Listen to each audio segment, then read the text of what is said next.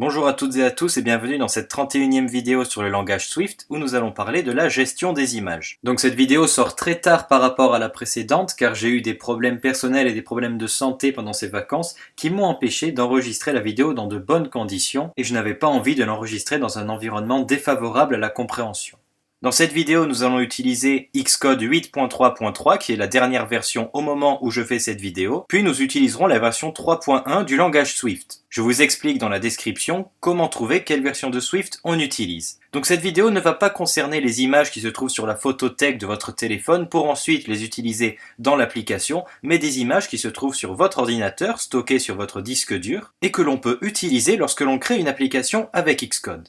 Donc dans cette vidéo, nous verrons comment ajouter une icône à notre projet Xcode. Ici, j'ai un projet Xcode qui s'appelle TestIOS 2017 et on peut voir qu'il y a une icône particulière, icône que j'ai créée avant, bien entendu. Nous verrons aussi comment personnaliser des menus visuellement. Par exemple, pour les menus d'une application qui est un jeu, comme ici, si je clique, l'application s'ouvre et on peut voir un menu qui ne ressemble en rien au menu qu'on a créé dans les vidéos précédentes. Il n'y a pas la forme du bouton de l'objet graphique de Xcode. Ici, tout est personnalisé pour donner à l'utilisateur une vue de menu adaptée à un jeu. Donc ici, le jeu s'appelle Quest et a 3 boutons, jouer, score et paramètres. Donc ce sont des boutons factices, sauf pour le bouton jouer, qui mène à un autre écran du même genre que le menu, où on entre par exemple notre nom avant de commencer à jouer, donc en tapant dans la zone de texte qui est ici entourée d'une texture particulière, et on peut ainsi rentrer le nom et cliquer sur valider pour commencer à jouer ou retour pour revenir au menu. Donc le fonctionnement reste le même pour la navigation entre différentes vues, mais le menu est beaucoup plus personnalisé et c'est quand même beaucoup plus présentable pour l'utilisateur lorsqu'il s'agit d'un jeu. Dans cette vidéo, nous verrons aussi comment afficher une image sur l'interface lors du clic sur un bouton. Donc par exemple ici, voir image, l'image apparaît, il s'agit d'un simple paysage, et nous allons voir en même temps comment cacher cette image avec le même bouton. Donc ces deux événements ne sont pas très utiles dans l'immédiat, mais ils pourraient un jour vous servir. Dans le même genre d'idée, nous allons voir comment faire apparaître une image de fond de l'interface en appuyant sur un bouton. Donc comme ici, on a une image adaptée à l'interface qu'on peut cacher par la même occasion. Le but étant de vous faire explorer le maximum de possibilités basiques avec la gestion des images. Et nous allons aussi faire le lien avec la vidéo précédente sur les Table View, puisque nous allons voir encore cet objet-là, la Table View, sauf que cette fois-ci, on va y rajouter des images. Donc on aura des images devant chaque item. J'ai choisi comme liste ici les 8 planètes de notre système solaire. Et enfin, nous verrons aussi comment utiliser l'aléatoire dans les images. Par exemple ici, pour un jeu de cartes, j'ai une carte qui est de dos, et si je clique sur piocher, une carte va être sélectionnée au hasard. Je peux continuer, il y aura tout le temps une carte qui sera choisie au hasard. En fait, ce sont des images qui sont choisies au hasard, et nous allons voir comment les nombres tirés aléatoirement peuvent nous faire tirer aléatoirement des images. Alors bien entendu, pour que vous réalisiez ces actions, il vous faut les images que j'utilise, c'est pour ça que je vous invite à télécharger dans la description le dossier contenant toutes les images que nous allons utiliser dans cette vidéo. Sur ce, commençons. On peut ajouter à un projet Xcode des images se trouvant sur notre ordinateur. Cela permettra par exemple, comme je l'ai dit, de créer une icône pour notre application ou de rendre l'interface graphique beaucoup plus personnalisée que les simples couleurs et styles qui nous sont proposés via les objets graphiques de Xcode. C'est par exemple le cas pour le menu du jeu Quest. Mais alors, où placer ces images? Eh bien, pour l'utilisation d'images venant de l'ordinateur, un dossier nommé assets.xcassette, se trouvant dans la hiérarchie des dossiers du projet, est déjà prévu. Il est créé automatiquement lors du lancement d'un nouveau projet Xcode. Les dossiers avec l'extension xcassette sont appelés des assets catalogues, que l'on peut traduire comme librairie d'atouts. J'ajouterai aussi que l'on peut créer plusieurs dossiers avec l'extension xcassette, on n'est pas obligé de se servir de celui par défaut. Mais pour utiliser des images dans nos exemples, ce dossier suffit largement. Avant de commencer, voyons un peu de vocabulaire. Voici l'interface du dossier assets.xcassette dans Xcode. Nous avons donc le dossier en lui-même, l'asset catalogue, puis nous avons ce qu'on appelle le groupe, c'est-à-dire un dossier qui regroupe plusieurs images, donc plusieurs assets.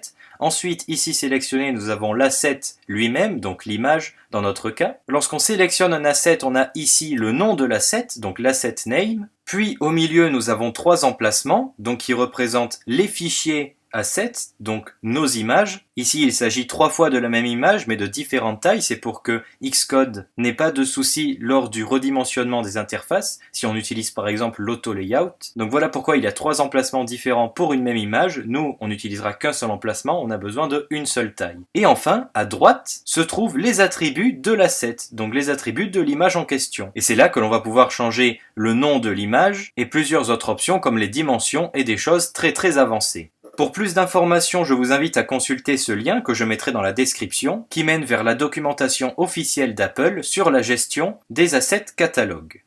Voyons à présent le premier objet, l'objet UIImageView. UIImageView est l'objet graphique de Xcode permettant d'afficher une image sur une interface. Plus précisément, cet objet va recevoir notre image et dans Xcode, nos images sont en fait des objets appelés UIImage. Donc UIImageView est un objet qui va accueillir d'autres objets de type UIImage et ces objets sont évidemment nos images. On peut ajouter une image, donc un objet UIImage à notre objet UIImageView, soit par l'interface de Xcode, donc juste avec un glisser-déposer et une modification d'options, soit par le code en Swift. Donc nous allons commencer par l'interface car c'est quand même le plus simple. Créez donc un nouveau projet de type Single View Application, moi je lui ai donné le nom de gestion des images, et c'est dans ce projet que nous allons faire toutes nos actions. Donc on va commencer par se rendre dans le dossier assets.xcassets, et nous allons ensuite cliquer sur le petit plus en bas à gauche de la colonne des assets, puis cliquer sur Import. Vous sélectionnez ensuite votre dossier d'images et vous cliquez sur Open. Une fois fait, on peut voir que Xcode nous affiche toutes nos images et qu'on peut les retrouver dans la colonne de gauche dans le dossier ImageTest iOS que vous avez téléchargé. Si on déroule ce dossier, les images sont rangées dans d'autres sous-dossiers, donc c'est ce qu'on appelle les groupes lorsque l'on parle d'asset catalogue, et donc chaque sous-dossier contient les images qui lui sont propres. Revenons maintenant dans le main.storyboard pour ajouter notre objet UIImageView par l'interface. Donc pour ça, dans la liste des objets, de la colonne de droite, on va sélectionner l'objet UIImageView.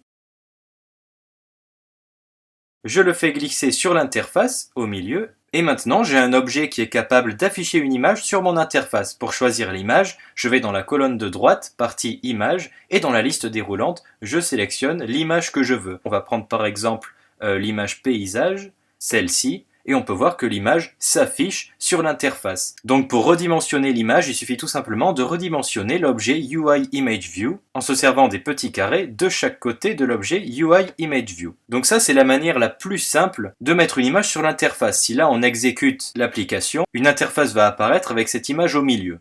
Voyons maintenant comment faire la même chose avec le code. Donc si on ajoute l'image par le code, à condition que l'objet UIImageView est déjà sur l'interface bien sûr, eh bien il faut savoir que la taille de l'image dépend de la taille de l'objet UIImageView.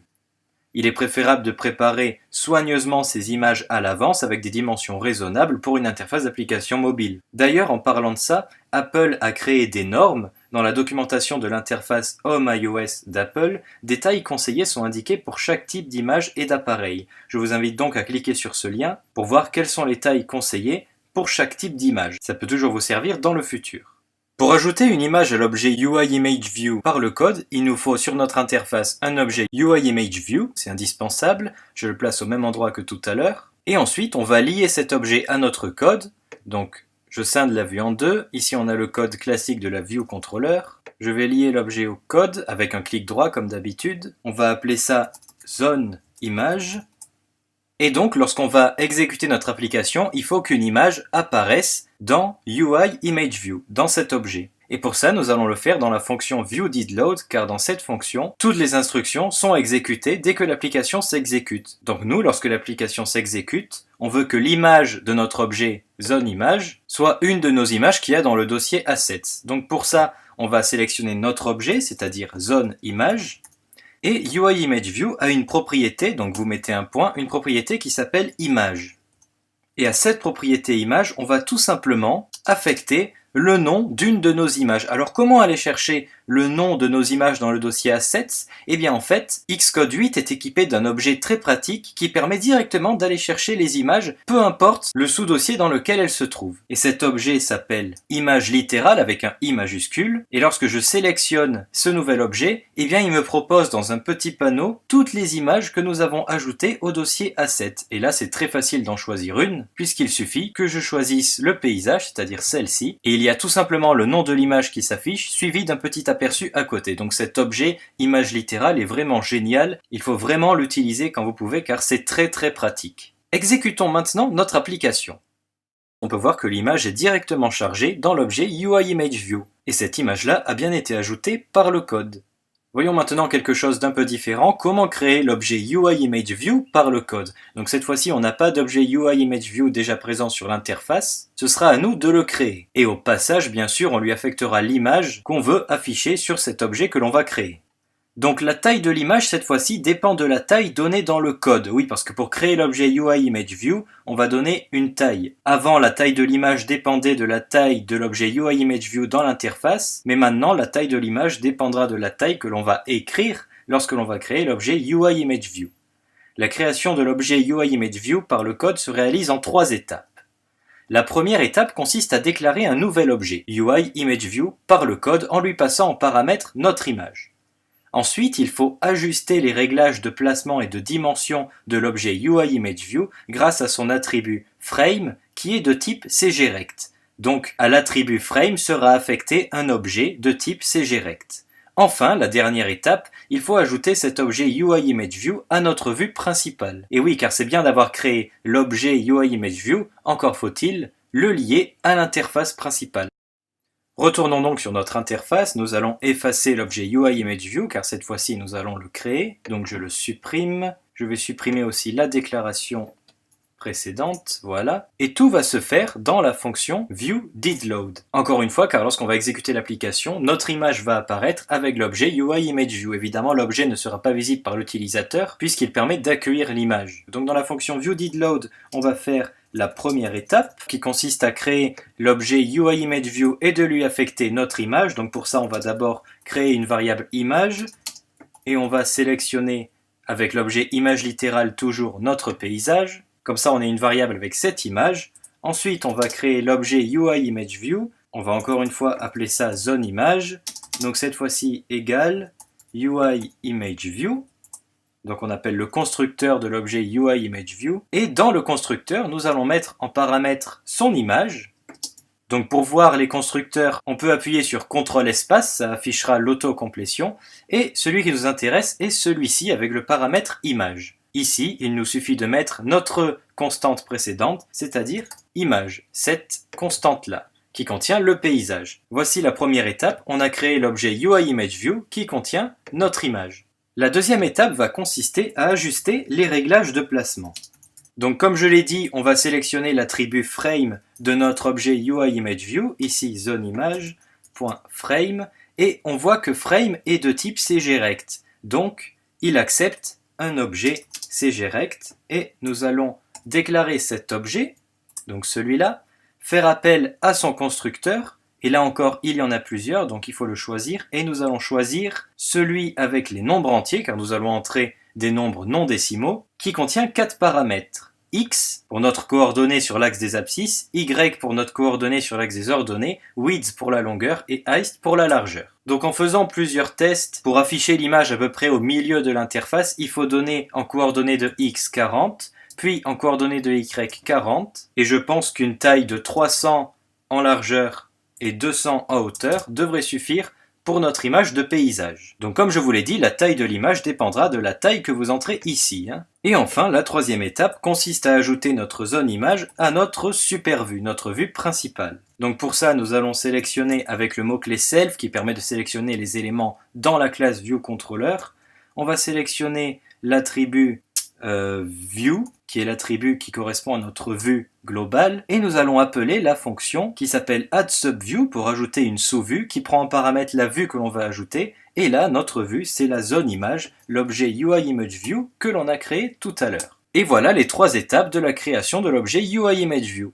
Maintenant, si j'exécute mon application, l'image devrait apparaître alors qu'on n'a même pas glissé un seul objet sur l'interface. Ici, les objets seront chargés lors de l'exécution de l'application. Exécutons l'application. On voit bien à l'exécution que l'image s'affiche et a été créée correctement avec une taille de 300 en largeur, 200 en hauteur. Voyons maintenant la même chose mais en ajoutant le bouton pour afficher et cacher l'image. On va d'abord ajouter un simple bouton qu'on va placer en bas. Le texte va être afficher l'image. On lie notre bouton à l'interface. Et lors de l'appui sur ce bouton, on va lier une fonction. Donc une action que l'on va appeler appui bouton. Nous allons ensuite créer une variable booléenne que l'on va appeler active qui va déterminer si l'image est affichée ou non. Si l'image est active ou non. Donc au début elle n'est pas affichée, donc elle est à false. Et on va vérifier ça tout de suite ici. Donc si l'image est active, on fait une action. Et sinon, si elle n'est pas active, on en fera une autre. Donc si l'image est active, ça veut dire qu'elle est affichée.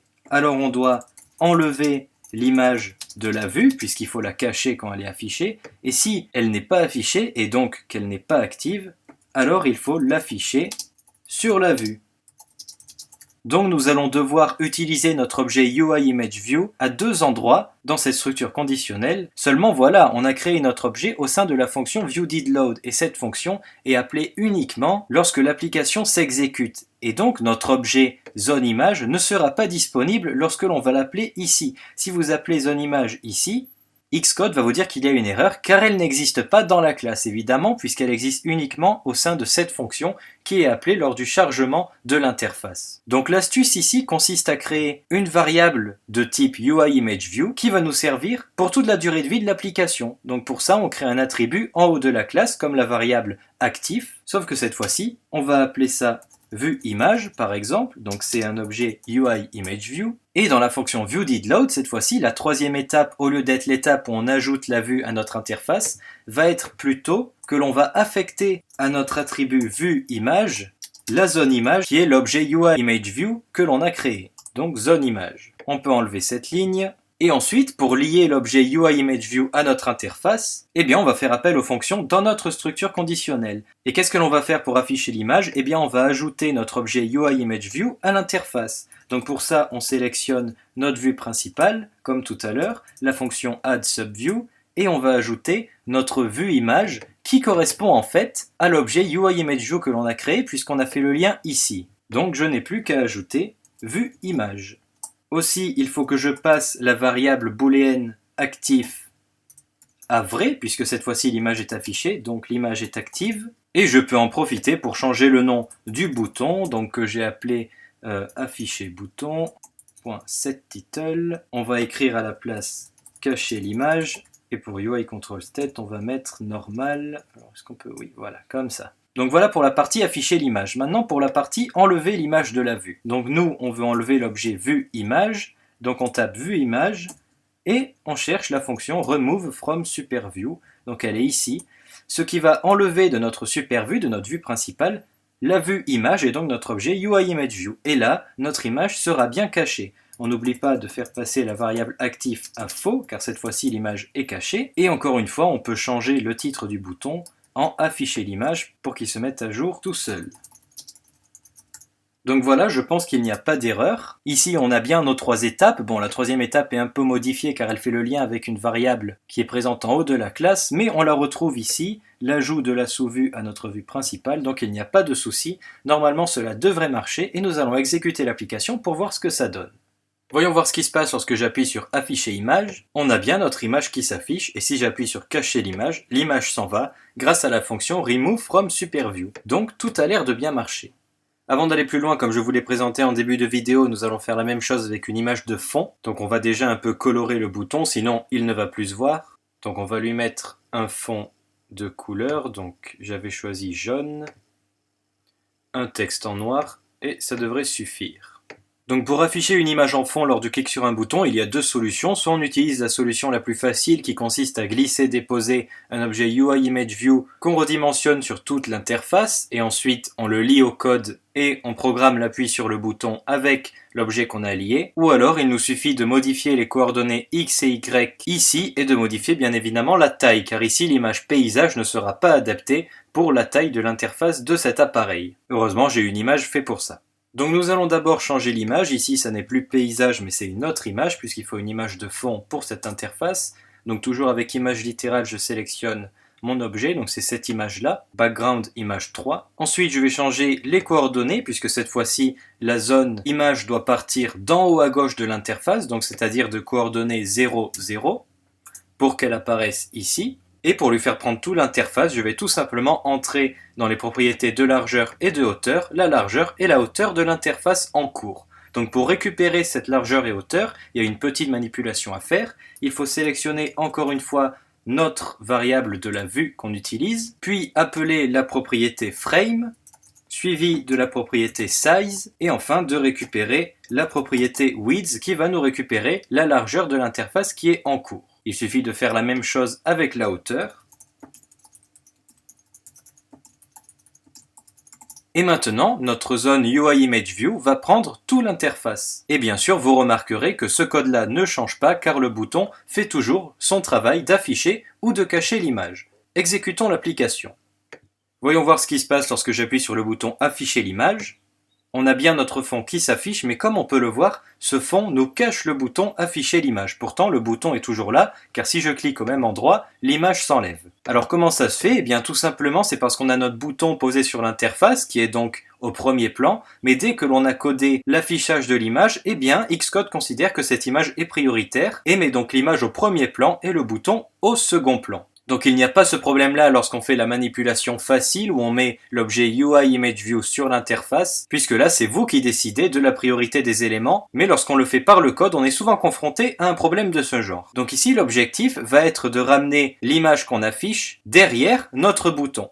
Et donc pour ça il y a une manipulation à faire, et cette manipulation on va la faire à ce moment-là, au moment où on ajoute notre zone UI Image View à notre vue principale. Donc juste en dessous, on va sélectionner encore une fois notre vue principale, donc View, et on va chercher la fonction qui s'appelle Send Subview, c'est-à-dire envoyer la sous-vue, et on va prendre la fonction avec le paramètre toBack, qui signifie entièrement envoyer la sous-vue derrière. Ensuite, il suffit de spécifier quelle sous-vue on envoie derrière. Nous, c'est notre vue image, donc on récupère notre objet vue image. Réexécutons maintenant l'application, et cette fois-ci, si je clique sur Afficher l'image, eh bien on a bien le bouton qui reste à son endroit car l'image est envoyée derrière le bouton grâce à la fonction Send Subview toBack. Donc évidemment ce sont des manipulations qui sont peut-être insignifiantes dans l'absolu, mais c'est toujours bien de savoir comment on fait pour afficher une image avec un bouton et résoudre ces problèmes de priorité dans les plans des objets. Maintenant, continuons la vidéo, n'hésitez pas à faire une pause pour bien tout assimiler. Nous allons voir maintenant comment choisir une image au hasard. Pour laisser faire le hasard avec Swift, nous allons utiliser la même fonction que lors de la réalisation du jeu du juste nombre. C'était la fonction ArcForRandomUniform. Cette fonction renvoie un nombre entier entre 0 et l'intervalle maximum qu'on lui a passé en paramètre. Donc l'idée c'est de se servir de ce nombre pour identifier une image précise, et ainsi de suite avec les éventuels autres nombres, évidemment. Seulement, il y a un problème. Le seul moyen d'identifier une image, comme on l'a vu dans Xcode, c'est par son nom. Tout à l'heure, avec image littérale, on a sélectionné l'image, mais c'était son nom qui s'affichait. Eh bien, la première solution consiste à nommer nos images de la même manière, c'est-à-dire que toutes les images sont nommées avec le même modèle de nom, avec un nom suivi d'un chiffre ou d'un nombre, comme par exemple nom2.jpg ou nom25.jpg. Donc toutes les images commenceront par nom, suivi d'un chiffre et de son extension. L'objectif est de concaténer le nom de l'image avec le nombre tiré au hasard, pour bien identifier l'image dont il s'agit. Et oui, car le chiffre que l'on met après le mot nom, si c'est le modèle de nommage que l'on a choisi, va correspondre au chiffre qui a été tiré au hasard. Et en concaténant le chiffre et le nom, eh bien on obtient le nom complet de l'image et Xcode va bien comprendre qu'il s'agit de cette image-là. Si vous ne voulez pas renommer toutes vos images, la deuxième solution, donc si les images ont toutes des noms différents avec la présence de nombres ou non, l'idéal est de créer un tableau de chaîne de caractères contenant le nom de toutes les images nécessaires. Donc en gros un tableau avec le nom de toutes les images que l'on utilise. L'objectif ici, c'est que le nombre tiré au hasard sera utilisé comme indice de ce tableau. Et comme on sait récupérer l'élément d'un tableau se trouvant à une position, puisqu'on l'a vu dans une vidéo il y a très longtemps, on pourra facilement récupérer l'image. Et on a là une solution beaucoup plus propre, plutôt que de renommer nos images une par une avec un modèle précis. Alors on va déjà enlever tout ce qu'on a fait là, ou alors vous pouvez créer une nouvelle interface ou un nouveau projet. Moi, j'en ai pas besoin. On enlève l'action, on enlève tout ce qu'on a déclaré. On va enlever aussi tout ce qu'on a fait dans la fonction viewDidLoad. Donc pour le choix d'une image au hasard, on va prendre l'exemple que je vous ai présenté en début de vidéo, c'est-à-dire le tirage de cartes. Donc on va d'abord placer une UIImageView, ça sera plus rapide que par le code. On va la placer au milieu de l'interface, on va un peu l'agrandir. Et on va prendre aussi un bouton dont le texte sera pioché. Donc je le place ici. On va ensuite lier notre objet UIImageView à l'interface. On va l'appeler ImageCarte. Puis on va lier l'action du bouton piocher. Donc action qu'on va appeler piocher, carte. Donc avant de faire quoi que ce soit, lorsque l'application va démarrer, on va mettre une image du dos d'une carte pour représenter la pioche. Donc pour ça, dans la fonction viewDidLoad, on sélectionne notre objet, ici ImageCarte, puis son image, et on sélectionne le dos de la carte avec image littérale. Donc le dos de la carte, c'est cette image-là. Comme ça, dès que l'application démarre, on a le dos de la carte qui s'affiche. Ensuite, que va faire cette fonction? Donc là, pour le coup, les images des cartes, je les ai nommées avec des chiffres. On voit bien ici, carte 0, carte 1, carte 2. Donc on va se servir de ces chiffres pour tirer aléatoirement un nombre. Mais comme je vous l'ai dit, ça n'est pas la solution la plus propre. Donc c'est vous qui testerez la solution propre, c'est-à-dire la deuxième solution avec le tableau. Vous la testerez de votre côté et vous pourrez me contacter si vous rencontrez des problèmes. Donc lorsqu'on clique sur piocher carte, une nouvelle carte va être créée. Cette carte qui correspond à une des cartes qu'on a dans le dossier Asset.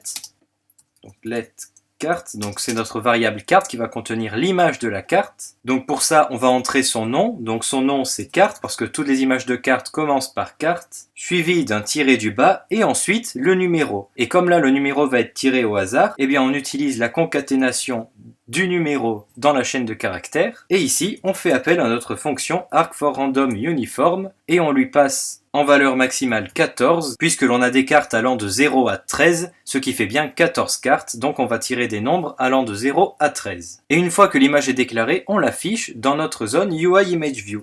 Donc c'est ImageCarte.image qui va être égal à notre variable carte qui contient le nom de l'image. Donc là, ça ne marche pas car on ne peut pas donner à la propriété image un nom d'image, car la propriété image est de type UIImage. On peut le vérifier. Si on recommence et qu'on tape image, on voit bien ici qu'il y a marqué UIImage et c'est en plus une optionnelle. Bon, ça c'est qu'un détail. Donc il doit forcément y avoir un objet UIImage de l'autre côté. Donc on va déjà créer l'objet UIImage et nous allons sélectionner son constructeur qui permet d'entrer une image. Son constructeur, donc là encore une fois, il y en a plusieurs, et c'est named suivi d'une chaîne de caractères qui est tout simplement le nom de l'image. Donc pour nous, c'est notre variable carte. Et voilà, le code se limite à ça. Maintenant, lorsqu'on cliquera sur piocher, une nouvelle carte sera générée qui correspond au nom de l'image, et ce nom de l'image sera passé dans l'objet UIImage pour donner une image à notre objet UIImageView. Testons l'application.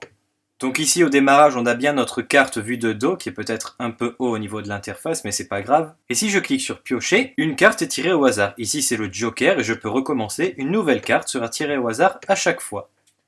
Passons maintenant à la personnalisation d'une interface. Les images peuvent être aussi utilisées pour personnaliser une interface et aller plus loin dans le design de l'application que les fonds de couleurs qui nous sont proposés par Xcode. C'est ce qu'on voit dans certaines applications très bien finies au niveau du menu ou du décor. Tout cela se réalise la plupart du temps avec l'utilisation d'objets UIImageView qui sont disposés un peu partout dans l'interface. Certains objets comme les boutons acceptent aussi une image de fond. Cela permet de conserver l'action de l'objet tout en le personnalisant. Pour avoir une qualité d'image optimale et un bon design, je vous rappelle qu'il faut bien préparer ces images à l'avance. Voyons tout cela sur Xcode.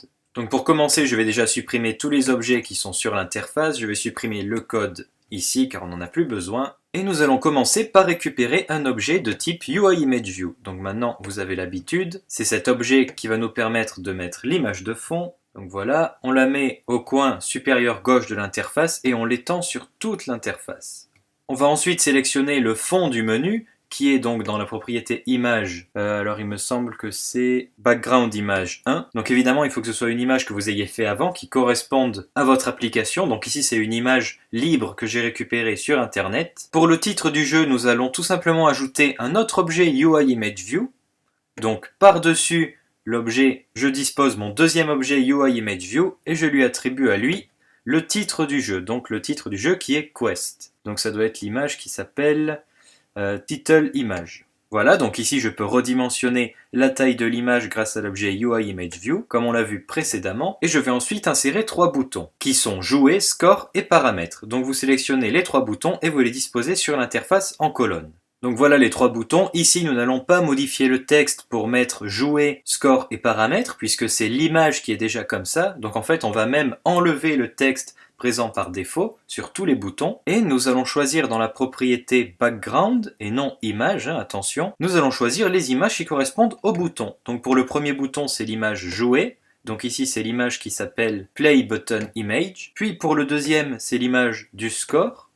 Donc Score Button Image, et pour le troisième, c'est l'image des paramètres, Settings Button Image. Donc voilà, après vous les redimensionnez comme vous voulez pour qu'ils soient bien visibles, et vous avez une interface qui est déjà un peu plus personnalisée. Tout ça grâce à l'objet Button de Xcode qui permet de prendre en arrière-plan une image et pas seulement un simple texte. Donc voilà pour notre interface de départ. Maintenant nous allons ajouter une nouvelle interface pour faire le menu où on entre son prénom. Donc je vais décaler celle-ci et je vais sélectionner un nouvel objet View Controller que je vais disposer à côté. Donc on va tout d'abord lier cette vue avec le bouton jouer, ça on a l'habitude de le faire en faisant un clic droit sur le bouton jouer et en ramenant le trait sur la nouvelle vue en cliquant sur Show. Et pour cette interface nous allons appliquer de la même manière que la précédente un objet UI Image View sur toute l'interface et on va lui lier un background adapté à l'entrée du prénom. Donc c'est-à-dire une image que j'ai appelée background image 2. Donc ici la délimitation de la zone de texte pour entrer le prénom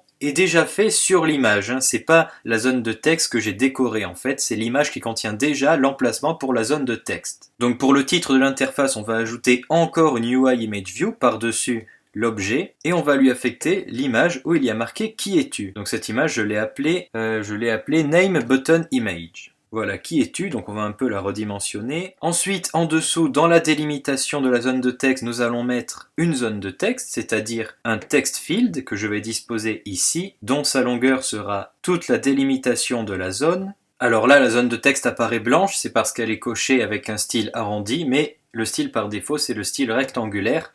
Et donc automatiquement elle est transparente, c'est pour ça qu'on voit l'image de fond derrière la zone de texte. Alors comme le texte va être écrit sur un fond de couleur un peu bleue, il faut mieux changer la police de la zone de texte, donc pour cela on va lui appliquer la couleur jaune qui est plus voyant, et nous allons choisir une police en gras. Donc dans style, on choisit bold. Plaçons maintenant les deux boutons qui nous manquent, le bouton valider et le bouton retour. Encore une fois, je supprime le texte par défaut des deux boutons, et j'ajoute leurs images respectives. Donc pour le premier bouton, je vais chercher l'image qui s'appelle Valid Button Image pour avoir le bouton validé. Et pour le deuxième bouton, qui est le bouton retour, je vais choisir l'image qui s'appelle Back Button Image. Donc voilà nos deux boutons. Je peux évidemment ajouter le contrôle du bouton retour qui ramène sur la vue précédente. Et voilà en gros un début d'application, un début de jeu dont le menu est personnalisé par les images qui viennent de l'ordinateur. Exécutons l'application pour voir tout ça.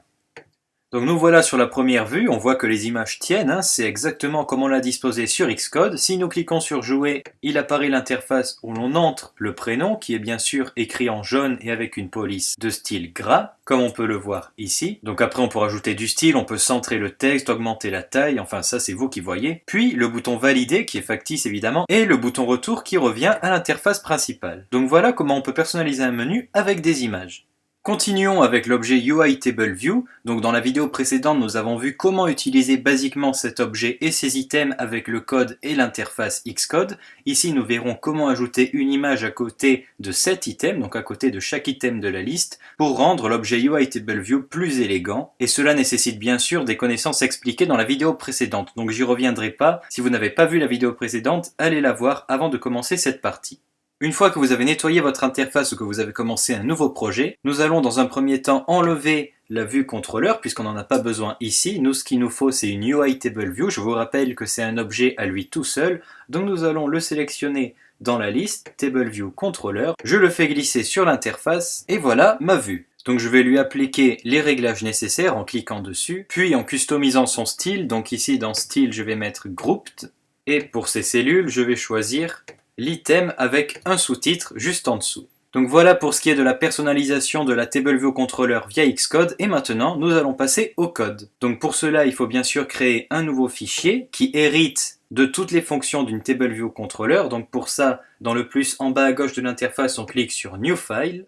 Puis Cocoa Touch Class, qui va être une sous-classe de UI TableViewController, et on va appeler ça TablePlanetController, puisqu'on se servira de l'exemple des 8 planètes pour cette partie. Cliquez ensuite sur Next, enregistrez-le, et voilà le fichier de code qui apparaît. Donc il y a déjà des fonctions comme on l'a vu dans la vidéo précédente. Donc nous allons commencer par la mise en place classique des items sur l'objet UI TableViewController. Donc on va d'abord commencer par créer un tableau en attribut de la classe. Un tableau qui va contenir le nom de nos planètes, donc le nom de nos images. Donc Mercure, Vénus, etc. Une fois qu'on a fait ça, on va aller dans la fonction nombre de sections. Combien on utilise de sections pour cette TableViewController? On n'en utilise qu'une puisqu'on veut afficher une seule liste des 8 planètes. Donc ici, je retourne 1. Puis dans la fonction TableView avec comme argument le nombre de lignes dans la section, eh bien il va y avoir 8 lignes car il y a 8 planètes. Donc ici, je retourne 8. Encore une fois, pour des informations sur tous ces arguments et ce que ça veut dire, n'oubliez pas d'aller voir la vidéo précédente. Donc ici, j'ai mis retourne 8, mais pour être plus clair, on peut aussi retourner le nombre d'éléments qu'il y a dans mon tableau. Pour ça, je retourne mon tableau planète, suivi d'un point, et de count, ce qui va me retourner la taille du tableau, c'est-à-dire 8. Donc ensuite, une fonction est mise en commentaire et on en a besoin. Donc on va la décommenter. C'est ici qu'on va configurer la cellule pour qu'elle s'affiche. Donc je vous rappelle qu'une cellule a un identifiant. Donc ici l'identifiant je ne l'ai pas donné, je vais le faire tout de suite. Il faut revenir sur le main storyboard, cliquer sur la cellule de notre TableViewController, puis dans identifieur ici mettre l'identifiant. Donc on va appeler ça item planète. Une fois que c'est fait, on retourne dans notre code et on met ici comme identifiant item planète. On va ensuite configurer la cellule. Donc quelle planète on va afficher sur quelle cellule? Eh bien on va évidemment afficher la première planète sur la première cellule. Donc pour ça on va s'aider de la numérotation des cellules grâce à l'argument indexPath. Donc on va déjà récupérer le nom de la planète, donc le nom de notre image. Donc pour cela je crée une constante non-planète que je vais affecter à un item de mon tableau planète présent dans la classe. Cet item sera à l'indice indexPath.row puisque je récupère la ligne numérotée qui va correspondre à l'indice de mon tableau planète, donc cet indexPath là. Ensuite, je vais changer le label de texte de la cellule, donc pour ça, je sélectionne ma cellule, celle qui est déclarée par défaut ici. Je cherche la propriété textLabel, donc qui est une optionnelle, puis je sélectionne la propriété texte, et le texte de la cellule va être égal à Mercure, c'est-à-dire au nom de la planète que j'ai récupéré précédemment. Ensuite, on va modifier le sous-titre de notre item, c'est-à-dire le texte de détail qui est en dessous du nom de l'item, ce qui s'appelait sur Xcode Subtitle. Pour cela, on va continuer à sélectionner notre cellule, et cette fois-ci, on va choisir Détail Text Label, toujours en optionnel, et on va lui appliquer le texte suivant. Donc il s'agit d'une chaîne de caractères, donc on a dit planète numéro, donc ici le numéro je mets le dièse pour symboliser la numérotation, mais vous pouvez mettre numéro, c'est la même chose, du système solaire, et évidemment ici avec la concaténation, je vais mettre le numéro de l'item correspondant. Et pour récupérer ce numéro, eh bien je vais me servir de l'indexPath.row dont je me suis servi précédemment, car cet argument indexPath.row renvoie le numéro de l'item de la TableView. Donc comme ici la numérotation commence à 0 et qu'il n'y a pas vraiment de planète 0 du système solaire, on va commencer à 1, donc je vais tout simplement rajouter plus 1 après la numérotation de l'item, pour bien commencer à 1 et non 0. Donc nous avons modifié le texte de l'item, les détails de l'item, il ne nous reste plus qu'à sélectionner l'image, et ça c'est nouveau par rapport à la vidéo précédente. Nous allons sélectionner l'image toujours en sélectionnant la cellule, et nous allons choisir la propriété ImageView, donc ça reste logique, en optionnel, suivi de la propriété image, et nous allons tout simplement utiliser le constructeur UIImage que nous avons utilisé tout à l'heure, c'est-à-dire avec son constructeur qui permet d'entrer le nom de l'image, celui-ci, et là nous allons tout simplement mettre nom planète, puisque j'ai nommé les images exactement de la même manière que les planètes dans ce tableau. Donc voilà, c'est à peu près tout, il reste encore une fonction à utiliser, qui n'est malheureusement pas présente ici. Donc toute celle-ci, je n'en ai pas besoin. Mais nous allons aller la chercher. C'est la fonction pour nommer la section, pour lui donner un titre. Donc, on va réécrire la fonction TableView, mais cette fois-ci, on va chercher en deuxième argument, un argument du type title for header in section. C'est celui-là. Et comme titre, on va tout simplement mettre, donc on retourne le titre dans cette fonction, les 8 planètes actuelles. Et voilà, c'est tout ce dont on a besoin de faire pour mélanger image et TableView Controller. Donc ici, la nouvelle ligne et la ligne importante, c'est celle-ci. Mais ça reste logique, vous voyez, ce n'est pas bien compliqué. C'est exactement pareil que modifier le texte ou les détails, sauf qu'on applique cette fois-ci une image et automatiquement Xcode va associer l'image à côté de l'item. Évidemment, je rappelle qu'il faut que les images aient une bonne dimension, une dimension raisonnable, pour qu'elles puissent entrer dans la TableView Controller. Alors avant d'exécuter l'application, il faut bien sûr lier le fichier TablePlanetController à notre interface. Donc pour ça, je clique sur l'interface, puis dans la troisième icône ici, je vais lier TablePlanetController, voilà. Et puis il ne faut pas que j'oublie de placer le point d'entrée de l'application sur cette interface. Donc dans la quatrième icône, dans la zone à droite, je clique sur IsInitialViewController et on voit la petite flèche qui vient se mettre ici comme point d'entrée de l'application. Maintenant, je peux exécuter mon application. Et comme on peut le voir, on se retrouve bien avec une TableView Controller contenant les 8 planètes numérotées par le sous-titre planète 1 du système solaire, planète 2, etc. Puis leurs images respectives juste à côté. Donc tout cela en une seule ligne de code, en modifiant une propriété image, c'est vraiment tout bête, et donc c'est quelque chose d'assez simple à réaliser.